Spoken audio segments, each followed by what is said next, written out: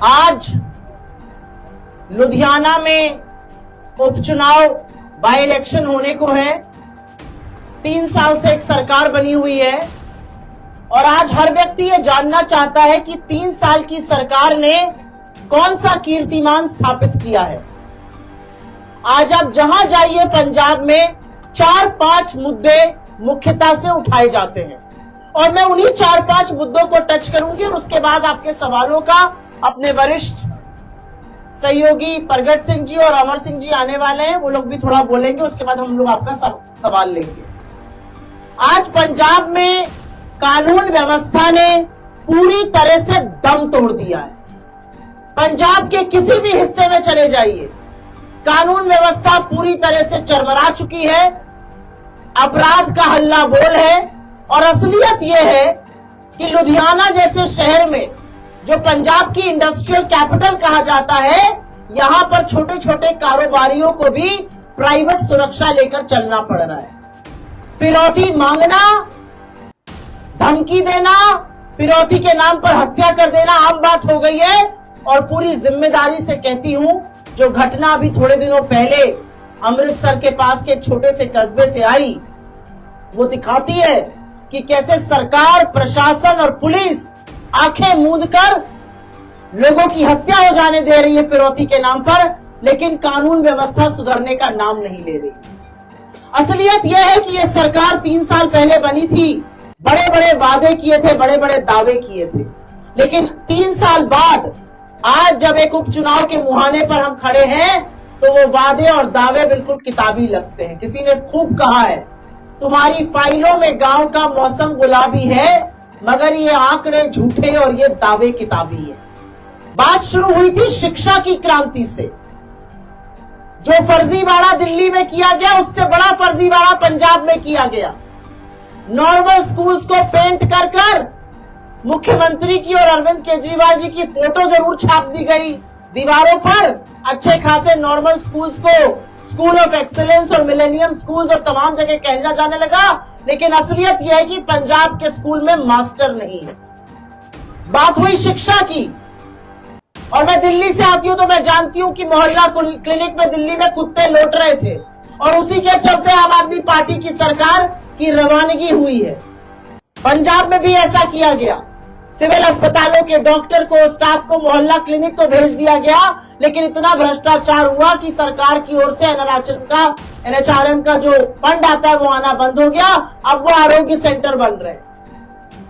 शिक्षा के साथ खिलवाड़ और स्वास्थ्य के साथ खिलवाड़। तो ये क्यों ना कहूं कि अस्पताल में डॉक्टर नहीं है और स्कूल में मास्टर नहीं है। फिर एक फर्जीवाड़ा किया गया। अब उद्योग के नाम पर छला जा रहा है, कहा जा रहा है उद्योग क्रांति आएगी। मैं जानना चाहती हूं ये उद्योग क्रांति कहां से आएगी? ये उद्योग क्रांति पिछले 3 साल में क्यों नहीं आई है? आपने पिछले 3 साल में एक भी बड़ा उद्योग अगर सेटअप किया हो तो उसके बारे में जरूर चर्चा कीजिए। पिछले 3 साल में पंजाब की सरकार ने कौन सा इंस्टीट्यूशन बनाया है, कौन सा उद्योग यहां पर लेकर आए हैं? असलियत यह है आपका उद्योग पंजाब छोड़ के बाकी राज्यों में जा रहा है। और यह अलग बात है कि आप बाकी राज्यों से लोग लाकर अपने पोल्यूशन बोर्ड का चेयरमैन बना रहे हैं, इंडस्ट्रियल बोर्ड का चेयरमैन बना रहे हैं। क्या पंजाब की जनता में मेहनती, मेहनतकश, ईमानदार, अच्छे लोग नहीं है जो बोर्ड के चेयरमैन यहां बनाए जा सके? और ये सारा फर्जीवाड़ा ढकने के लिए एक मंत्र अरविंद केजरीवाल और भगवंत मान ने मोदी जी से सीखा है, वो है प्रचार और प्रसार। जिस पंजाब में 91 करोड़ रुपए प्रचार प्रसार में खर्चा होते थे, गवर्नमेंट एड्स पर खर्चा होते थे, आज वहां 791 करोड़ रुपए खर्चा हो रहे हैं। कहां से पैसा आ रहा है, कहां से ये पैसा बरस रहा है, ये लोग जानना चाहते हैं। मैं सुबह लुधियाना स्टेशन पर उतरी और जब तक हम इस स्थल पे आए या एक जगह और गए, हमने सिर्फ और सिर्फ आम आदमी पार्टी की होर्डिंग देखी। प्रचार प्रसार एक आदमी की फोटो छापकर उसकी छवि सुधारने के लिए किया जा रहा है। और अगर निष्पक्ष पत्रकार आप जैसे कुछ लोग खड़े होकर सवाल पूछते हैं तो आपके खिलाफ सीआईडी से लेकर पुलिस की रेड कर दी जाती है। लेकिन कितना भी प्रचार प्रसार कर लो, कितना भी एडवर्टाइजमेंट लगा लो, असलियत नहीं छुप सकती है और इसीलिए असलियत छुपाने के लिए आपको डराया धमकाया जाता है। जब जंगल में रंगे सियार को आप शेर बना दीजिए, बारिश में उसका रंग उतर ही जाता है और वही पंजाब में हुआ है। पंजाब में किस मुंह से ये लोग सरकार की बात करते हैं? 3 साल में ड्रग का जो यूज और अब्यूज है पंजाब में वो लगातार बढ़ा है। हर बार एक नई तारीख समझ में आती है, हर बार आम आदमी पार्टी की गवर्नमेंट एक नई तारीख देकर नशा मुक्ति अभियान चलाती है, नशे के खिलाफ युद्ध छेड़ती है। पहले वाले युद्ध का क्या हुआ? आज घर घर ड्रग की डिलीवरी हो रही है। पंजाब में बेरोजगारी से जूझ रहे लोग आज ड्रग के, उनके बच्चे जो है ड्रग के हवाले आ रहे हैं। असलियत यह है कि आपने सरकार बनाई और लोगों ने सोचा कि आप कुछ बातें करेंगे, आप कुछ वादे पूरा करेंगे।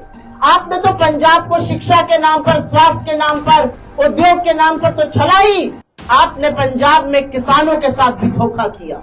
आप तो मोदी जी से भी 4 हाथ आगे निकले। आपने किसानों को बात करने के लिए घर बुलवाया, वही उनकी गिरफ्तारी कराई और उनके जितने भी ट्रैक्टर, ट्रॉली जैसी चीजें थी उनको अपने जब्त कर लिया। आपने तो पीठ पे वही छुरा घोंपा जो दिल्ली में बैठी हुई सरकार ने घोंपा। तो ये क्यों ना कहा जाए कि 3 साल सरकार चलाने के बाद आपने एक बड़ा काम किया और वो है कर्जा लेने का काम। पिछले 3 साल में ही इस सरकार ने 1.5 लाख करोड़ का कर्जा लिया। तो ये पलट के हम क्यों ना पूछे कि आपने इतना कर्जा लिया? हर पेपर पर आपकी फोटो चमकती है, हर वेबसाइट पर आपकी फोटो दिखती है, लेकिन पंजाब की 1.25 करोड़ महिलाओं को आप 1000 रुपए महीने का नहीं दे सके। और ये देना आसान है, ये नियत होती है तो आप दे सकते हैं। हम कर्नाटका में दे रहे हैं, हम तेलंगाना में दे रहे हैं, हम हिमाचल में दे रहे हैं, हम झारखंड में दे रहे हैं, क्योंकि हमने वादा किया था लोगों से। आज असलियत यह है कि बड़े बड़े प्रॉमिस किए गए लेकिन वो प्रॉमिसेस पूरे नहीं किए गए। आज असलियत यह है कि अपनी सत्ता को संवारने के लिए एक ऐसे कैंडिडेट को उतारा गया है जो राज्यसभा सदस्य है। क्या पंजाब में आम आदमी पार्टी के पास लुधियाना वेस्ट में एक ऐसा कैंडिडेट नहीं था जिसको वो एमएलए का टिकट दे सके? ये पंजाब का बच्चा बच्चा जानता है। ये इसलिए किया जा रहा है क्योंकि किसी तरह से जुगत बढ़ाकर, किसी तरह से प्रशासन और पुलिस के दम पर इस चुनाव को चुराया जा सके और अरविंद केजरीवाल जी खुद राज्यसभा पहुंच सके। ये सवाल आपके हैं जो मैं इस मंच से आपके इसके माध्यम से पूछ रही हूँ। आज असलियत यह है कि पुलिस और प्रशासन के बल पर लोगों को डराया धमकाया जा रहा है। एक ऐसे व्यक्ति को लाया गया है, ये सोच कर लाया गया है कि अगर वो जीत गए, लेकिन वो जीतेंगे नहीं। असलियत यह है कि पंजाब में कांग्रेस मुस्तैदी से खड़ी है, मुस्तैदी से सवाल पूछ रही है। हमारे बहुत सारे कामों का श्रेय जब आम आदमी पार्टी लेती है, उसका पर्दाफाश करने के लिए अमर सिंह जी, प्रगट सिंह जी है, वो आपसे बात करेंगे। लेकिन 3 साल बाद जब सत्ता चलाने के बाद आज एक उपचुनाव हो रहा है, तो इस सरकार के पास अपने बताए हुए काम गिनाने का एक भी काम नहीं है। इसी मोड़ पर मैंने एक होर्डिंग लगी देखी और उस होर्डिंग में यहाँ के कैंडिडेट की फोटो के साथ लगा है 18 महीने में आपका जबरदस्त विकास कर दूंगा। 18 महीने में विकास करने की बात कर रहे हैं। 36 महीने में क्या किया आम आदमी पार्टी की सरकार ने पंजाब में? आपने दिल्ली का एक फर्जी मॉडल दिखाया, आपने उस दिल्ली के फर्जी मॉडल पर पंजाब में सरकार तो बना ली, लेकिन मैं ये दावे के साथ कह सकती हूँ, यही नहीं, आने वाले विधानसभा चुनाव में भी जनता समझ चुकी है, जनता जानती है उनके सुख दुख का साथी कौन है, जनता जानती है फर्जीवाड़ा कौन कर रहा है। जनता ये भी समझती है कि यहाँ के मुख्यमंत्री, यहाँ के प्रशासन, यहाँ की पुलिस, यहाँ की सरकार को कौन कठपुतली की तरह से बैठकर बाहर से चला रहा है और इसका बिल्कुल वाजिब जवाब जनता देगी। मैं 2 शब्द अपने यहाँ के कैंडिडेट ब्रजभूषण आशु जी के लिए जरूर बोलना चाहती हूँ। हमारे कर्मठ कार्यकर्ता हैं, कांग्रेस में जमीनी स्तर की राजनीति से ऊपर आए हैं, चुनाव लड़ रहे हैं और हम सब उनके साथ मुस्तैदी से खड़े हैं। आपके माध्यम से उनके लिए वोट की अपील करने आई हूं।